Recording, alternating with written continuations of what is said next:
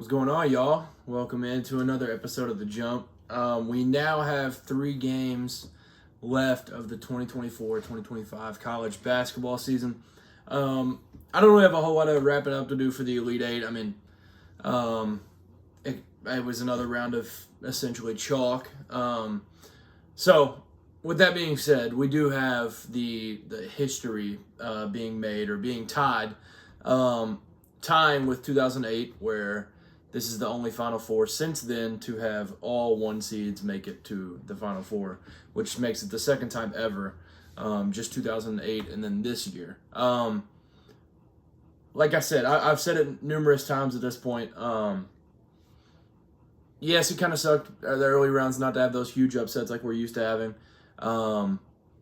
It sucked to not have like a Cinderella really, but all that it meant was in the end we were going to get the games that we've all wanted to see, and that's what we're getting. So we're getting the absolute best version of college basketball all at the same time.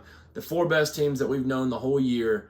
Auburn was ranked number 1 like dang near the whole year. Houston only lost 1 game in regulation the whole season. We've seen how dominant Duke's been all year.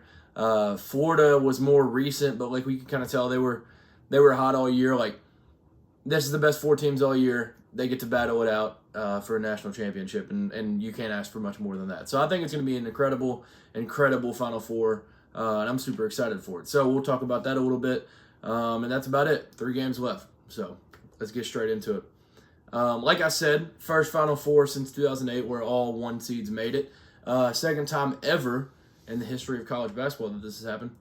One interesting stat, Houston is the first team since 2017 North Carolina to play the hardest possible path and make the Final Four. So they played an 8-4-2 to get here. I think that's right. Yeah.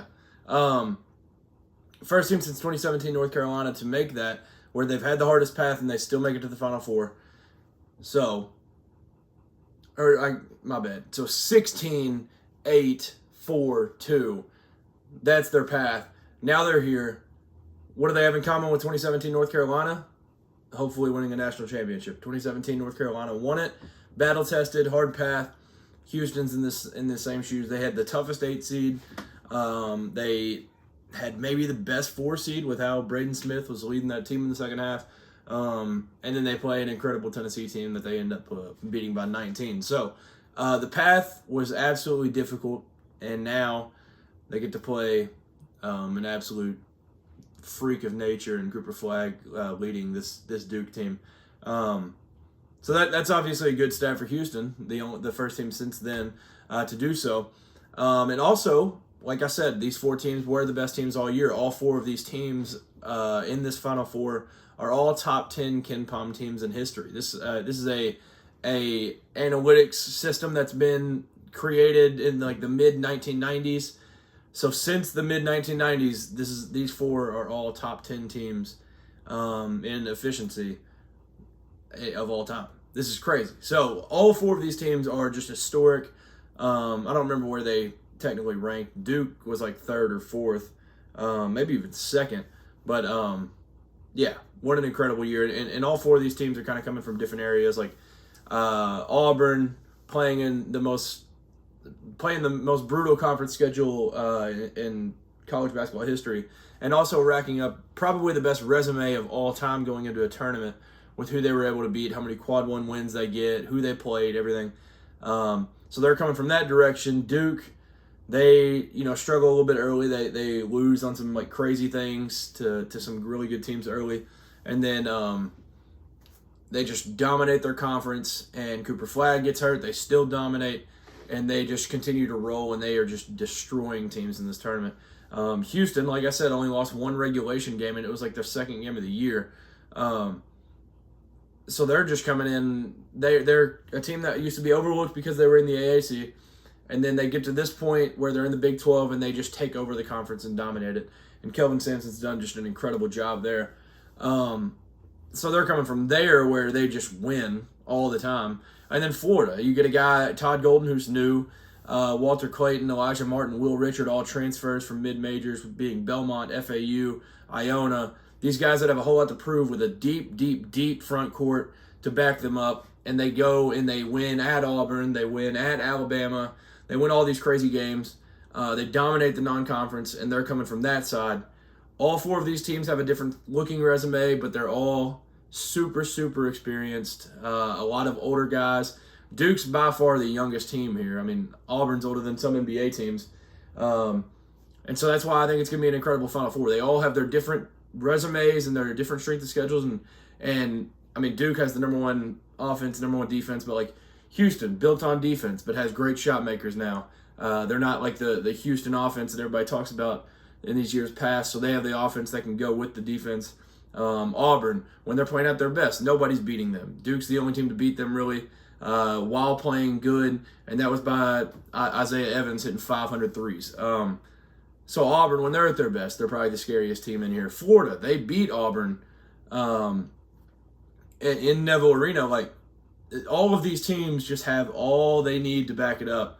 And now you get a rematch between Florida and Auburn, and then you get Duke, Houston, which is weird because, like, it felt like all these top teams, Houston and Duke, like, they all played different teams in the beginning of the year. These were, like, the only two teams that feels like that didn't play each other in non-conference. Like, Duke played Kansas, Kentucky, Illinois later in the year, obviously. I mean, they played Kansas over in Vegas. Like, Duke played a crazy schedule. Houston played Auburn. They played Purdue. They played just a ridiculous amount of teams. Like, but they never played each other, and now here we go. So, I think that's going to be a super interesting thing. And if I think this is going to come down to different players and stuff. Like, there could be the version of Emmanuel Sharp that hits daggers at the end of the Tennessee game. There could be Tyrese Proctor's out of these first couple rounds of the NCAA tournament where he just can't seem to miss, and it feels like every time he shoots, it's just money. There could be those type of guys show up. While Cooper Flagg, the Prince, the biggest name in college basketball right now, he could also just dominate, and we could just watch him absolutely tear through this Final Four and end up having one of the greatest freshman seasons of all time. That is still to be determined, but I just think the players are going to be incredible. Johni Broome, obviously the injury, but he's good now. I think it'll depend on how banged up he is, but I think he's going to be back to 100%. So we'll see how he does. Ty Pettiford played good in big games, so like we'll see if he plays well. And then for Florida, like I said, the deepest front court that I can even imagine. They've just had guys. Alex Condon got banged up in that Elite Eight game, but he's back. Walter Clayton just clutch as clutch gets, hitting shots. So they've been super fun to follow. All these teams are super exciting. So now, as for the coaches, this is another interesting layer to it because this is like two kind of like old heads versus two young guns that are just getting into the game. Bruce Pearl, 65 years old, second Final Four ever, and first Final Four since the controversial Kyle Guy call where he almost played for a national championship. But now he's trying to get over the mountaintop and get Auburn in their first national championship appearance ever in school history. Bruce Pearl, he's won everywhere he's gone. He's just been missing the championship appearance, and now he's got a team to do it, a super seasoned veteran team with shot makers, defenders, and just guys that can do it all. So he's leading the Auburn Tigers there. Kelvin Sampson, 69 years old, in his third Final Four. Houston had a Rolodex of coaches right before Kelvin Sampson gets there. He gets there. He says it's a tough little task to kind of build this program up and stuff, but he's been there, I think, 11 years now. And in the last 5 years, they've won the most games of any team in the country. He made the Final Four in 2021. They've made the second weekend every single year since the Jordan Poole shot, I think that stat goes. So it's very, very proven with him. He's been incredible his whole time at Houston. Jon Scheyer, the successor that everybody, I think everybody, if you're honest, maybe other than a handful of people, when they choose Scheyer to be the successor of one of the greatest coaches in sports history, let alone basketball, once Coach K retires, and they pick Jon Scheyer, while there's some great sitting head coaches that could come in and maybe done better. Here's Jon Scheyer in year 3 that's very, very close, if not already broke the record of the most wins in your first 3 years as a head coach. And here he is in his first Final Four. He dealt with a super physical Tennessee team in his first year that knocked him out in, I think, the second round, and then last year they go out to NC State in a tough loss. But this is obviously his deepest and tallest and longest team. A super great team that he's been able to lead into the Final Four. And then Todd Golden also in his first Final Four, 2 years older than Scheyer. Scheyer being 37, Todd Golden being 39, in his first Final Four, and he's been absolutely killing it at Florida. Coming from San Francisco, the Gators kind of take a chance on him when Mike White walks, and with this backcourt, the three-headed monster that they've got out of Gainesville, and then this deep front court that they've got, it's been incredible just to watch this team. It's a different guy every night, it feels like. It's been Walter Clayton these past few, but Elijah Martin could go for 30 in this next game. So all these guys, there's the two older ones that are still trying to get over that mountaintop. Neither of them have a title. I think the last time Houston played in a national title game was '84. They've made Final Four since then, but haven't played since '84. And then Duke, they haven't been to a title game since 2015, where they hoisted the trophy, beating Wisconsin in 2015 in Indy. And then for Florida, they had the 06-07 back-to-back. They haven't been to a championship since then. So there's just storylines all over for this. Bruce Pearl, like I said, he's got a team of tough shot takers, tough shot makers, rim protectors, physicality, get up and down, like whatever you want from a team. He's got it all. He could play however he wants, and I think Auburn's kind of got their swag back in these last couple games. Kelvin Sampson, this is a king of culture, I'll just call him. He absolutely develops these players, and they stick around. Jawan Roberts could have left. Emmanuel Sharp could have left. They have LJ Cryer come back. Like, this team is just culture that Kelvin Sampson has built, and it's been absolutely incredible to see. And these guys, from the end of the bench to the best player on whatever given day it is, any of them can come out and play, and they all play with the heart that Kelvin Sampson has built into them. So he's just got the identity of Kelvin Sampson coach teams.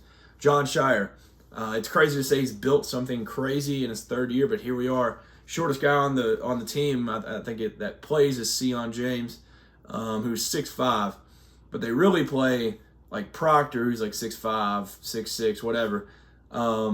They're playing Kahn, Cooper, Malawach, like just the depth in and bringing over Sion and then Mason Gillis, like just who they plugged in with the elite freshmen is absolutely incredible. And like I mentioned earlier, the Auburn game where Isaiah Evans comes in, hits a billion threes, he don't even see the floor a whole lot. So this team is just absolutely stacked, absolutely loaded, crazy length, and I think that might be a problem for Houston as they play, because LJ Cryer, not the biggest guy, Milo Suzanne, not the biggest guy. I think the rest of them will be fine for Houston, but that I think could cause some fits. And then for Todd Golden, I've talked enough about the roster construction, but what they're able to do, getting up and down, and they'll sit down and guard and defend at times when they need it. All four of these teams are absolutely incredible, and all four, as chalky as it was, they have made it to where this Final Four is as exciting as I can imagine a Final Four being. I don't think either game will be a runaway blowout by any means. I do think Houston is being disrespected. They've been my champ since like November. I've called the Houston. I've been kind of leading the Houston bandwagon a little bit, at least out of people that I know. I've been calling it for them. I think Houston's kind of being disrespected. I think they've got enough defensively that can slow down this incredible Duke offense, and I think they're just gonna have to hit shots. They obviously you can't really dig yourself a hole, because that's what teams have done to Duke, and then they just get suffocated. But I think if Houston's hitting a few shots here and there, there's a legit chance that Houston is playing next Monday night for a national championship. And then for Duke, just do you. Nobody's been able to stop you. Like, Duke has been able to do whatever they want, whenever they want, and then if something breaks down, it feels like there's a drive that is always there with a Malawach dunk right on, like, just off a lob or something. So I'm super excited for that one. I do think Houston's getting disrespected. I think it's going to be a much better game than people anticipate. I'm excited for that one. I think both teams are live to win that game. And then for Auburn and Florida, you're getting an SEC team going to the championship. Either way, teams that are familiar with each other. Todd Golden once on Bruce Pearl's staff. So the coaches know each other. These teams are just loaded.